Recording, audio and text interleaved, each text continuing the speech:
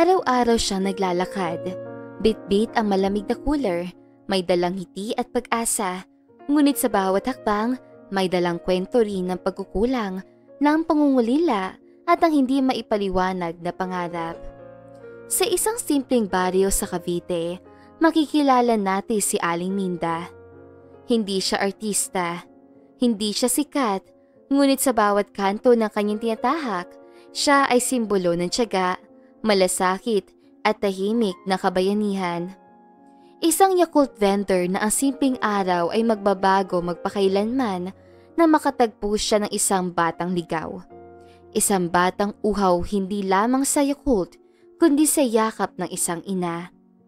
Ito ang kwento ng dalawang kaluluwang nagtagpo sa gitna ng lumpay. At ng pagmamahalang hindi binuo ng dugo, kundi ang puso. Makinig, damhin, at hayaang hipuin ng kwento ni Aling Minda at Sofia ang inyong puso. Sa isang tahimik na baryo sa Cavite, nakatira si Aling Minda, isang masipag na Yakult vendor. Bawat araw mula sa pagsikat ng araw hanggang sa dapit hapon, bitbit niya ang isang malaking cooler na puno ng Yakult. Handang maglakad mula sa isang dako patungo sa isa pang dako ng kanilang bayan. Siya ay kilala sa mga kanto at palengke. At ang kanyang mga parokyano palaging bumabalik dahil sa kanyang masayahing disposisyon. Ipinagmamalaki niyang nagiging bahagi siya ng araw-araw na buhay ng kanyang mga kababayan. At sa bawat tindahan, paaralan at palengke na kanyang binibisita, palagi may kasamang ngiti sa kanyang muka. Ang kanyang mga magulang ay magsasaka at mula pagkabata, tinuruan siya ng kanyang ina at ama ng kahalagahan ng trabaho at pagpapahalaga sa bawat bagay. Maliit man o malaki, ang mga araw ni Minda ay puno ng mga gawain sa bukirin, mula sa paggaspas ng palay hanggang sa pagtulong sa bahay. Wala silang marangyang buhay, ngunit puno ng pagmamahal at pagkakaisa ang kanilang pamilya. Sa kabila ng mga pagsubok sa buhay, si Minda ay lumaki na may masayahing disposisyon. Kahit na mahirap ang kanilang buhay, palagi may ngiti ang kanyang ina sa tuwing mag-uusap sila mag-anak sa ilalim ng lilim ng puno. Si Minda, bilang bunso, ay madalas maglaro sa tabi ng mga palayan at magsama-sama ng mga kaibigan. Subalit, hindi rin siya ligtas sa mga kalungkutan ng buhay. Bata pa siya na pumanaw ang kanyang ina dahil sa isang malubhang karamdaman at doon nagsimula ang kanyang pakiramdam ng pagkawala ng isang mahal sa buhay. Ang kanyang ama naman na masyadong abala sa buhay bukid ay hindi rin nakapagbigay na sapat na atensyon sa kanya, kaya't madalas niyang maramdaman ang kalungkutan at pangungulila. Dahil sa pagkawala ng kanyang ina, si Minda ay nag-ambag ng mas maraming responsibilidad sa bahay. Naging mas matatag siya sa kabila ng mga pagsubok at nagpatuloy sa pagtulong sa kanyang ama sa mga gawaing bahay at bukid. Ngunit sa kabila ng mga sakripisyo, ang puso ni Minda ay palaging puno ng pangarap. Nangyari man o hindi, ang pangarap niya makapag-aral at magkaroon ng isang magandang buhay ay nagbigay sa kanya ng lakas upang magpatuloy. Sa edad na 16, nagdesisyon si Minda na maghanap buhay upang matulungan ang kanyang ama at mabuhay. Iniwan niya ang kanyang baryo at nagpunta sa isang kalapit na bayan upang magtrabaho bilang isang tindera ng mga prutas at gulay. Hindi niya alam kung saan siya dadalhin ng buhay, ngunit alam niyang ang masipag na trabaho at pangarap para sa mas magandang bukas ang magsisilbing gabay niya. Bilang isang bata na may simpleng pangarap, si Minda ay naging mas maligaya kapag nakikita niyang natutulungan niya ang mga tao sa paligid. Habang siya ay naglalakad sa kalsada ng buhay, bit-bit ang mga aral ng kanyang mga magulang. Natutunan niyang ang tunay na kaligayahan ay hindi matatagpuan sa material na bagay, kundi sa mga bagay na may malasakit at kabutihan sa kapwa. Bagamat siya ay laging Mukhang masaya at puno ng buhay, si Aling Minda ay may malalim na kalungkutan sa kanyang puso. Wala siyang asawa o anak. Ang kanyang simpleng bahay na gawa sa kahoy at yero ay siya lamang ang nagmementina. Siya ang nagluluto, naglalaba at nagpapalipas ang gabi mag-isa. Hindi niya tinatanggap ang pagkalungkot na iyon bilang dahilan upang huminto sa buhay. Sa bawat hakbang na kanyang tinatahak, palagi may kasamang paniniwala. Basta't marangal ang trabaho, hindi ako matatakot harapin ang buhay. Kaya kahit malungkot paminsan, patuloy siya nagsusumikap at nagbibigay saya sa iba. Isang hapon, pagkatapos ng isang nakakapagod na araw ng pagtitinda, naglalakad siya pauwi sa kanyang bahay. Habang dumadaan siya sa isang makulay na kanto, narinig niyang may humihikbi mula sa ilalim ng isang puno. Inisip niyang baka isang bata ang nangangailangan ng tulong. "Iha? Anong ginagawa mo dito? Bakit ka umiiyak?"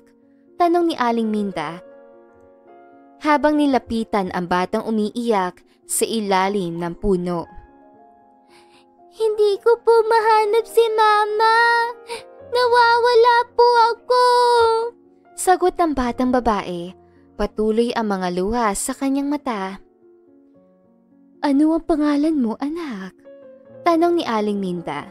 Iniwasan ang pagkabahala na nararamdaman sa kanyang puso. "Ako po si Sofia. Natulog po ako sa sasakyan. Tapos pagising ko wala na sila. Hindi ko po alam kung nasaan na ako." Sagot ng bata habang sumisinghot at humihikbi. Napatingin si Aling Minda sa paligid, ngunit wala ni isa mang tao o sasakyan na naghahanap sa batang ito. Gabi na at hindi niya kayang iwan ang bata sa kalsada. "Halika, Iha. Sumama ka muna sa akin sa bahay. Bukas tutulungan kitang makahanap sa magulang mo." Mahinahong alok ni Aling Minda. Ang mga mata ng batang si Sofia ay muling naniningning ng konti. At naglakad silang magkasama patungo sa maliit na bahay ni Aling Minda. Pinakain ni Aling Minda ang bata na mainit na sinangag at pritong itlog. At matapos ito, binigyan siya ng isang kumot at pinatulog sa isang sulok ng kanyang sala. "Salamat po. Ang bait niyo po sa akin." Mahina ang boses si Sofia habang nakatingin kay Aling Minda na nakaupo sa tabi niya. Ngumiti si Aling Minda. "Huwag kang mag-alala, anak. Hanggat nandito ka, ligtas ka." Kinabukasan, agad silang pumunta sa barangay hall upang i-report ang pagkawala ni Sofia. Habang naghihintay ng update mula sa mga pulis, inanyayahan ni Aling Minda si Sofia na sumama sa kanya sa pagtitinda. Habang sila ay magkasama sa kalye, dinala ni Aling Minda si Sofia sa mga tindahan at mga tao na kanyang kilala. "O Iha, hawak mo ang supot na ito ha? At kung pagod ka, sabihan mo lang si Aling Minda." "Ang saya po pala maglakad kasama kayo.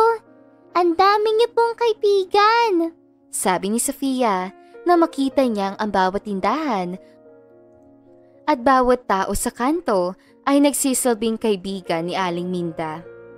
"Oo naman, lahat ay pwedeng maging kaibigan basta marunong ka makipagkapwa," sagot ni Aling Minda na may kasamang tawa. Sa bawat kanto at tindahan, tinuturo ni Aling Minda kay Sofia ang mga mahalagang aral sa buhay. Hindi lamang siya tinuturuan ng kabutihan loob, kundi pati na rin ang kahalagahan ng pagsusumikap sa buhay. "Iha, tandaan mo, ang pera ay hindi basta-basta kinukuha. Pinaghihirapan yan at kahit maliit lang ang kita, kung pinaghirapan, masarap sa pakiramdam."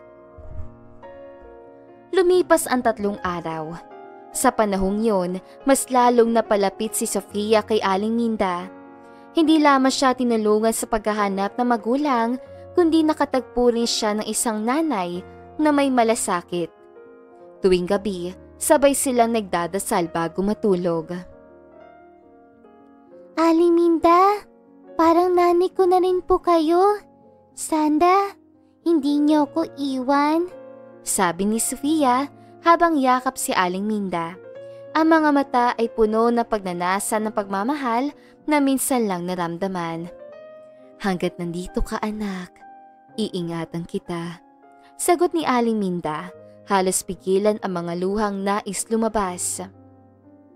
Isang araw, dumating ang balita na ang mga magulang ni Sofia ay natagpuan. Isang pulis ang dumaan at kumatok sa bahay ni Aling Minda. Kaya po ba si Aling Minda? May magandang balita po kami. Natagpuan na namin ang mga magulang ni Sofia. Sabi ng pulis. Nagbuntong hininga si Aling Minda at sinabing, Salamat po, pero medyo masakit sa dibdib na mawali siya.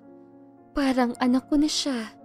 Habang binabalot ni Sofia ang mga gamit niya sa isang maliit na bag, hindi maiwasang mag-isip ng malalim. Parang ang bilis ang lahat. Hindi pa niya natutunan ang lahat ng mahalagang bagay mula kay Aling Minda. Tinutulungan ni Aling Minda si Sofia sa pag-aayos ng gamit, ngunit kitang-kita sa kanyang mata ang kalungkutan na hindi kayang itago. Hinaplos niya ang buhok ng bata at tumingin sa kanya ng may malasakit. Hindi mo kailangang matutunan lahat ng sabay-sabay, Sofia. Sabi niya, ang tinig ay puno ng pagmamahal.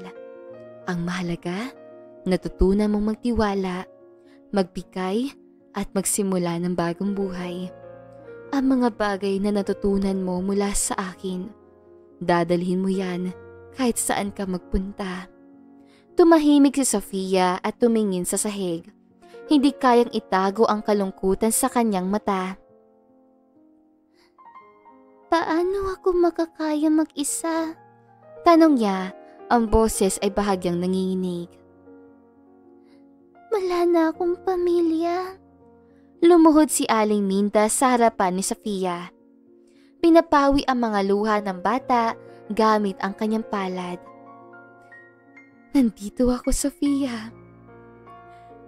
Nandito ako sa bawat hakbang mo. Sagot ni Aling Minda. Ang tinig ay puno ng pag-aalala. Hindi kita iiwan. Kahit malayo tayo, lahat ng magulang, anak, lahat tayo may mga paglalakbay na tinatahak. Pero kahit saan ka magpunta, tandaan mo, may pamilya ka pa rin sa akin. Lumingon si Sofia kay Aling Minda, ang mga mata ay puno ng luha. Pero, hindi ba't masakit na mahiwalay? Tanong niya, ang puso ay punong-puno ng kalungkutan. Hindi ko na kaya mawala ng isa pang taong mahal ko. Ngumiti si Aling Minda, ngunit sa kabila ng ngiti, may kalungkutan sa kanyang mata. Sofia, hindi tayo naghiwalay. Hindi ito pagtatapos, kundi isang bago simula. Ang mga alaala natin, hindi mawawala. At mahal na mahal kita, anak. Hindi ko na kailangan pa iparamdam pa sa iyo yan araw-araw. Alam mong buo na ang puso ko dahil sa iyo. Tinutok ni Sofia ang kanyang mata kay Aling Minda at nakaramdam na saya sa kabila ng lungkot na nararamdaman. Mahal na mahal din po kita, Aling Minda. Sabi niya na mahina. Ang mga luha ay patuloy na dumadaloy mula sa kanyang mga mata. Huwag mong kalimutan, Sofia. Nandyan pa rin ako. Sagot ni Aling Minda, ang tinig ay puno ng pag-ibig. Hindi kita bibitawan. Lagi kang may tahanan dito sa puso ko. At kahit saan ka man magpunta, lagi mong tandaan. Huwag mong kalimutan kung gaano kita kamahal. Na maigpit na yakapin ni Aling Minda si Sofia, tila nagtataglay ng parehong kalungkutan at saya ang mga luha na tumulos sa kanilang mga mata. Salamat, Panginoon, sa biyayang ito. Nagdasal si Aling Minda sa kanyang puso na para bang ipinagpapasalamat ang pagkakataong makapagbigay ng pagmamahal kay Sofia. kahit hindi siya ang tunay na ina ng bata.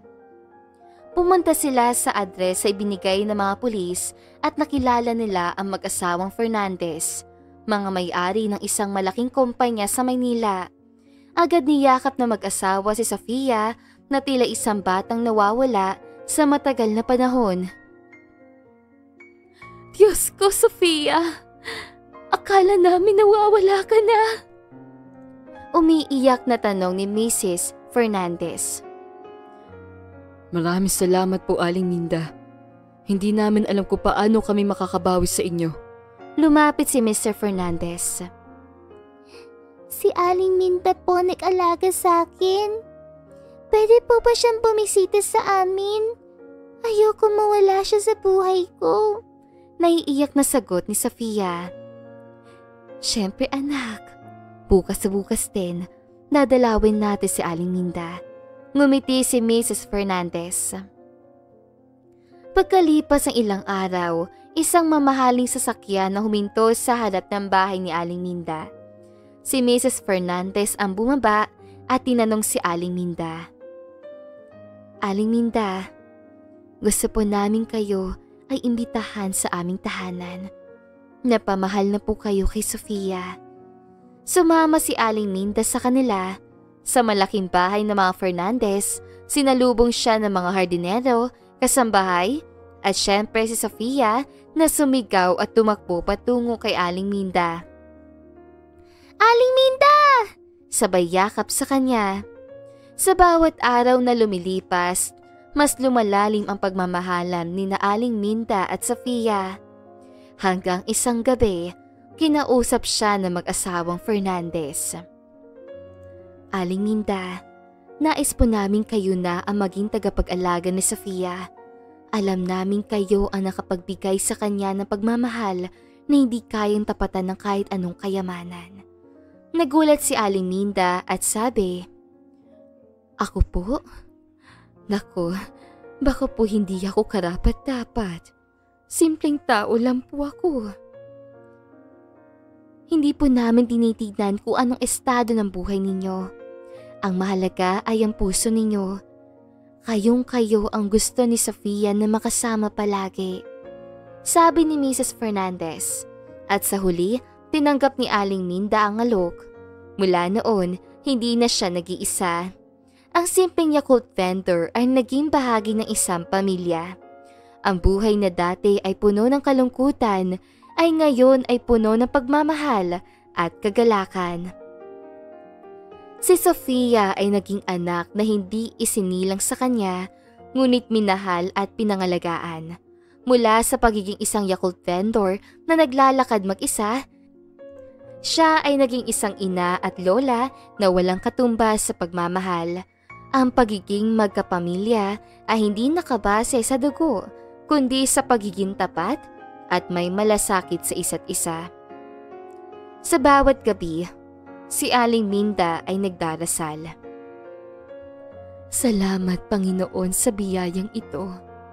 Akala ko po habang buhay ako mag-isa, pero binigyan niyo ako ng isang pamilya na hindi ko inaasahan. Sana po habang buhay ko silang mapangalagaan. Si Aling Minda, kahit na hindi mayaman, ay natutunan na maging masaya at kontento sa kanyang simpleng buhay. Ipinakita niya sa mga tao na ang tunay na kaligayahan ay hindi nakabase sa material na bagay, kundi sa pagiging magaan ng puso at pagiging masaya sa maliit na bagay. Hindi niya inisip ang sarili niyang kaligayan, kundi ang kaligtasan at kapakanan ng batang nawawala. Ang pagmamalasakit at pagiging bukas palad ay nagsisilbing isang mahalagang aral na ipinapasa niya sa mga tao sa paligid niya. At si Sofia, sa kanyang puso ay hindi na nag-iisa. Si Aling Minda ay magiging nanay sa kanya habang buhay. Ang naging relasyon ni Aling Minda at Sofia ay nagpakita ng kahalagahan ng pamilya. Hindi man sila magkamag-anak, nakatagpo sila ng pamilya sa isa't isa dahil sa pagmamahal at malasakit. Nagbibigay ito na mensahe na ang pamilya ay hindi laging nakabatay sa dugo, kundi sa malalim na ugnayan ng pagmamahal at pagkalinga. At dito na nga po nagtatapos sa magandang istoryang ito. Maraming salamat mga kakwentuhan!